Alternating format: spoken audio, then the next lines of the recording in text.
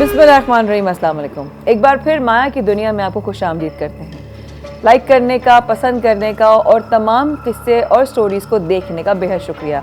मैं बहुत शुक्रगुजार हूँ अपनी पूरी टीम की तरफ से कि आप हमारी ये वीडियोस देख रहे हैं और पसंद भी कर रहे हैं। इससे पहले कि हम आज की कहानी की तरफ आगे बढ़ें, प्लीज़ ज़रूर अगर अच्छी लगी ये कहानी तो लाइक भी कीजिएगा, शेयर भी कीजिएगा और कमेंट सेक्शन में ज़रूर बताइएगा कि आज की कहानी से आपने क्या सबक लिया।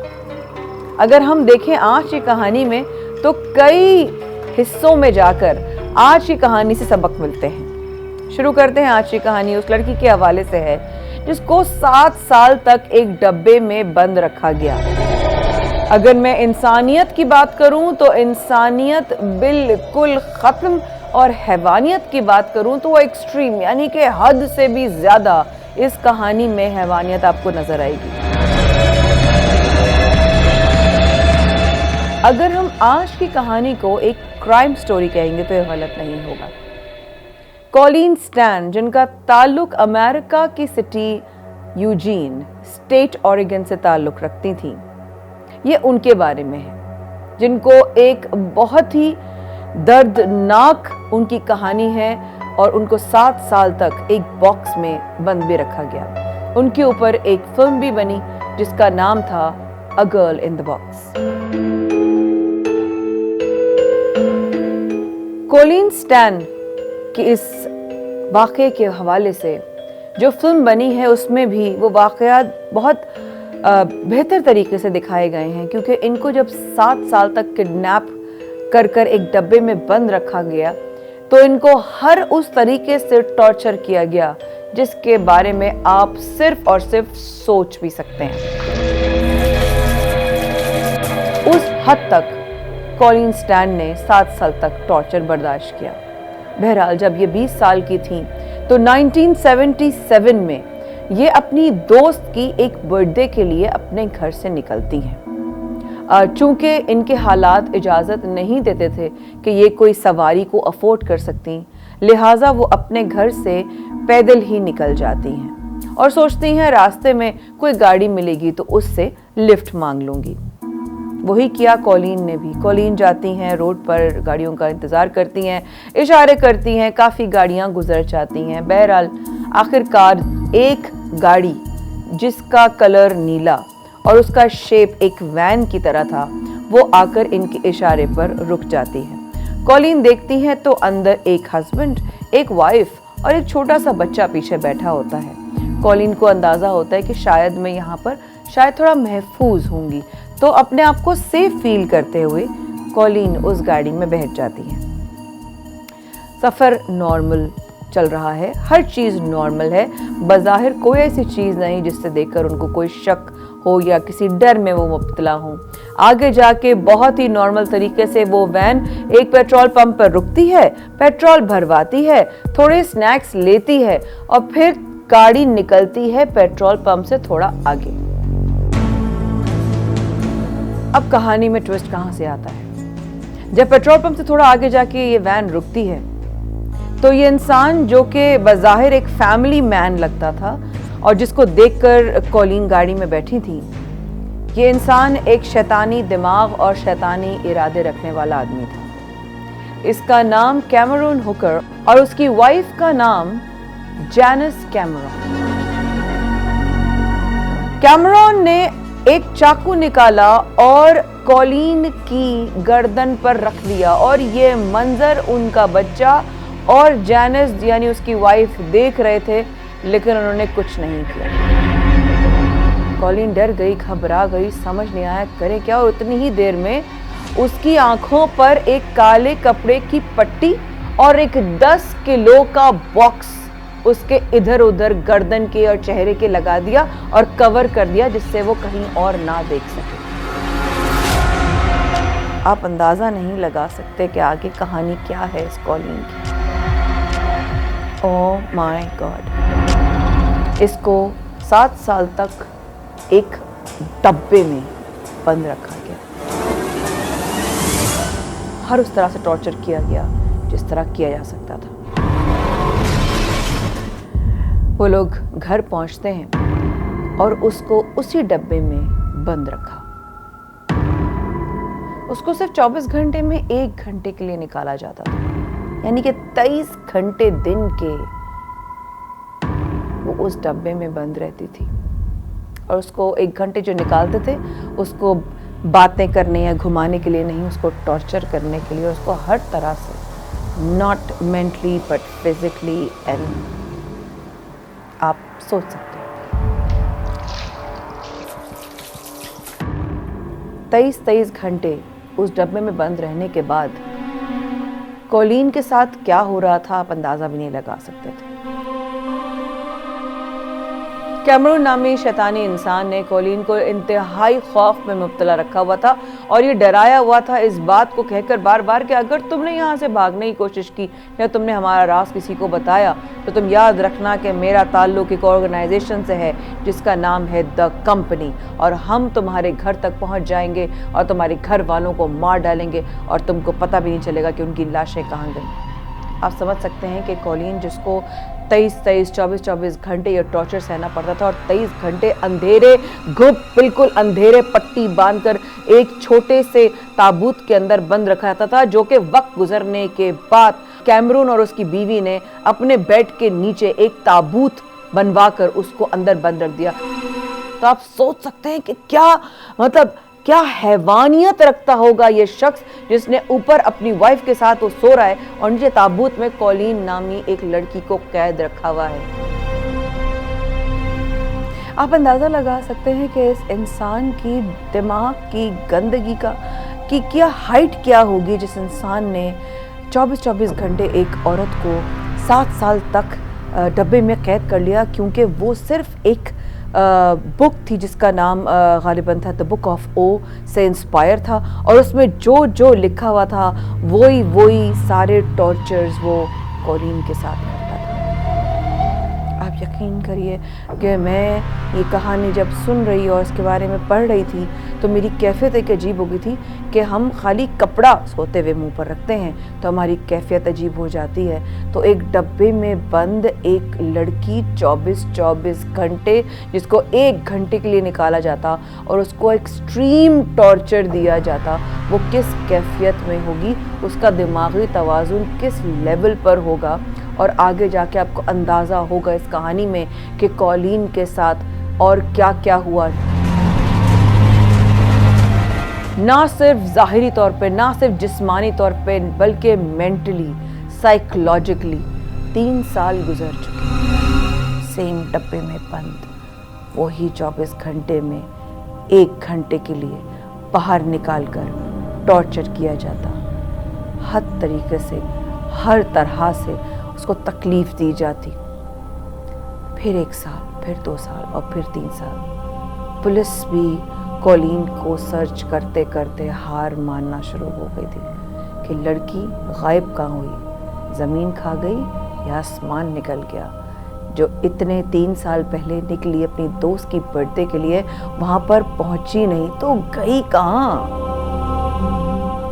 कॉलिन को खुद नहीं पता था कि वो जो उस दिन निकली है तो उसकी ज़िंदगी उस दिन निकलने के बाद वो पलटा खाएगी कि कोई अंदाज़ा नहीं लगा सकता था। खुद कॉलिन को भी अंदाज़ा नहीं था कि उसकी ज़िंदगी कितनी बदल कर रह जाएगी। 20 साल की उम्र की लड़की के क्या ख्वाब होते हैं?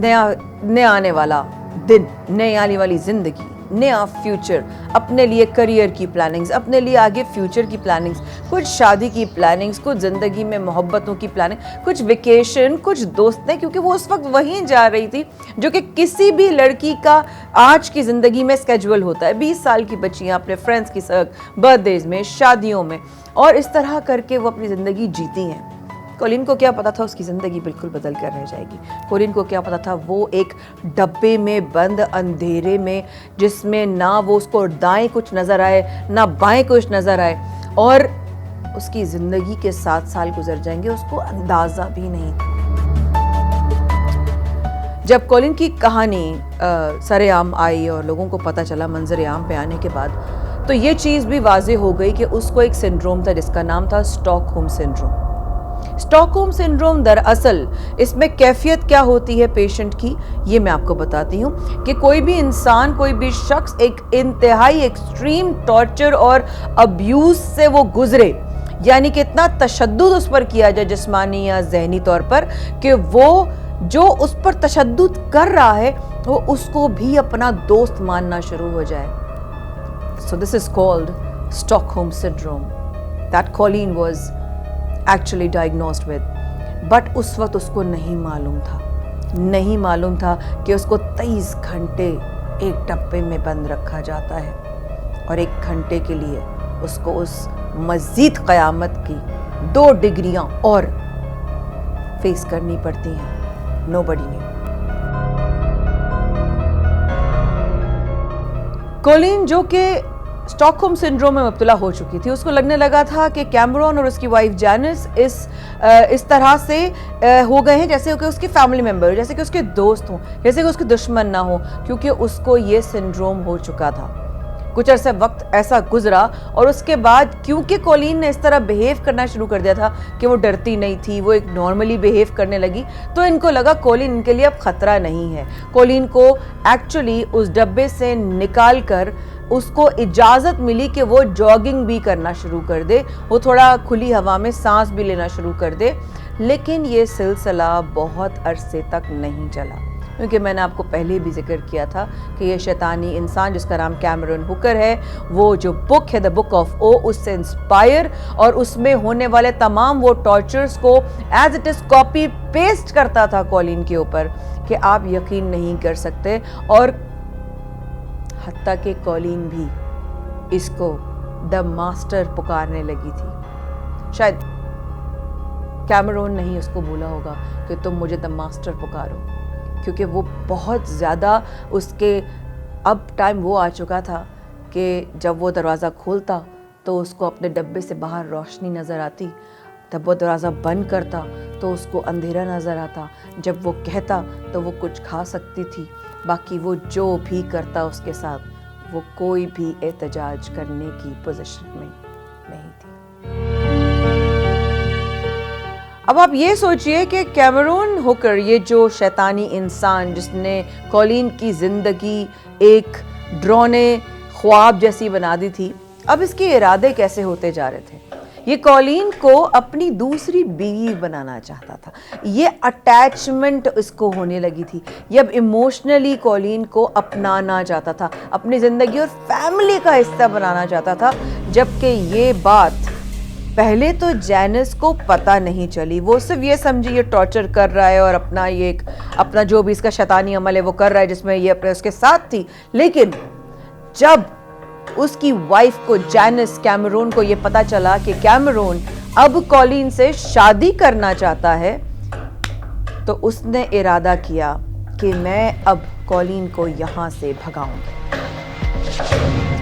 और जब उसने कोलिन को जाके ये कहा कि हमारी कोई ऑर्गेनाइजेशन नहीं है, हमारी किसी किस्म की किसी तरह की मूवमेंट में हम लोग मुब्तला नहीं है, इसने तुमसे झूठ बोला है सिर्फ और सिर्फ अपने इरादे को कामयाब करने के लिए, तो कैमरॉन की वाइफ जैनिस कैमरॉन कोलिन को वहां से फरार होने में मदद करती. आई एम श्योर आपको याद होगा मैंने कोलिन की स्टॉकहोम सिंड्रोम के बारे में आपको इन्फॉर्मेशन दी थी. जब भागने में कैमरॉन की वाइफ ने, जैनिस कैमरॉन ने इसकी मदद की, तो इसको बहुत टाइम लगा इस बात को याद दिलाने और इसका एहसास दिलाने में कि तुम्हारे साथ पिछले 7 सालों में हुआ क्या है. बहरहाल अगस्त 1984 में कोलिन को फरार कराने में कैमरॉन की वाइफ जैनिस कैमरॉन कामयाब हो जाती है. तंगेश तौर पर कोलिन ने अपने घर पहुंचने के बाद अपनी कहानी और अपना 7 साल का टॉर्चर पुलिस को नहीं बताया, बल्कि कैमरॉन हुकर की वाइफ जैनिस कैमरॉन ने पुलिस को जाकर कैमरॉन की तमाम हिस्ट्री, तमाम टॉर्चर्स, तमाम इरादे और आज तक उसने जो जो जुर्म किया था वो सब बता दिया. और उसने पुलिस को ये भी बताया कि वो मैरी एलिजाबेथ नामी एक लड़की को पहले भी इस तरीके से डब्बे में रखकर टॉर्चर कर चुका है, लेकिन उसने उसका मर्डर भी कर दिया था। ये बहुत अफसोस की बात है। बहरहाल ट्रायल चला और ट्रायल में जो है कैमरॉन हुकर को कितने साल की सजा होती है आप सुनकर हैरान रह जाएंगे। 104 years ऑफ प्रिजन। और आज तक कैमरॉन हुकर अपनी सजा जेल में काट रहा है, जबकि उसकी वाइफ जेनिस कैमरॉन को कुछ अरसे की सजा हुई और उसके बाद वो रिहा हो गई। कॉलिन के साथ जो भी वाकया हुआ, 7 साल तक एक डब्बे में बंद रहने के बावजूद जिंदगी को आगे जीने की ख्वाहिश और आगे बढ़ने के ख्वाब और उम्मीद कॉलिन ने नहीं छोड़े। ये वाकया उसको रोक नहीं सका। कॉलिन ने ना सिर्फ अपनी पढ़ाई अकाउंट्स में मुकम्मल की, बल्कि कॉलिन ने शादी भी की और अब कॉलिन की 3 बेटियां भी हैं। हमें पूरी उम्मीद है कि ऐसे वाकयात, अल्लाह ना करे, अल्लाह से दुआ करते हैं कभी किसी के साथ इस तरह का खौफनाक डरावना वाकया ना हुआ हो, कोई इस तरह के हालात में कभी ना पड़े, आमीन। लेकिन जिन जिन के साथ बहुत मोहब्बतों के साथ ये दुआ दे रही हूँ कि अगर किसी के साथ इस तरह के हालात और वाकयात हों, हमारी दुआ है कि अल्लाह उनके लिए बहुत बेहतरीन मामलात फरमाए। लेकिन साथ साथ ये दुआ बहुत ज़रूरी है और दुआ के साथ दवा भी, कि हमें कॉलिन की इस कहानी से एक सबक तो जो मिलता है, जो मैं समझती हूँ मेरे लिए, वो है कि जब तक हमारे पास खुद के वसाइल या हमारे साथ कोई और ना हो, हमें अकेले वीरान जगहों पर और अनजान लोगों से कभी भी मदद नहीं लेनी चाहिए। कौन शैतान कब किसकी शक्ल में आ जाए ये हमें नहीं मालूम। कॉलिन की ये स्टोरी इंटरनेट पर और पूरी दुनिया में काफ़ी लोग जानते हैं। आप ज़रूर इनके बारे में जानिएगा। और अगर आपको हमारी आज की माया की दुनिया में कॉलिन की स्टोरी पसंद आई हो तो आप प्लीज़ ये बताइएगा कि आपको सबसे ज़्यादा वो बात जो आज की कहानी में आपके दिमाग और दिल में घर कर गई हो, वो कौन सी है। हम आपके कमेंट्स का इंतज़ार करेंगे। इस कहानी को अगर पसंद आए तो ज़रूर शेयर कीजिएगा और लाइक भी कीजिएगा। आप लोगों की दुआओं का बहुत शुक्रिया। इंशाल्लाह माया की दुनिया में एक बार फिर कदम रखेंगे एक सच्ची कहानी के साथ।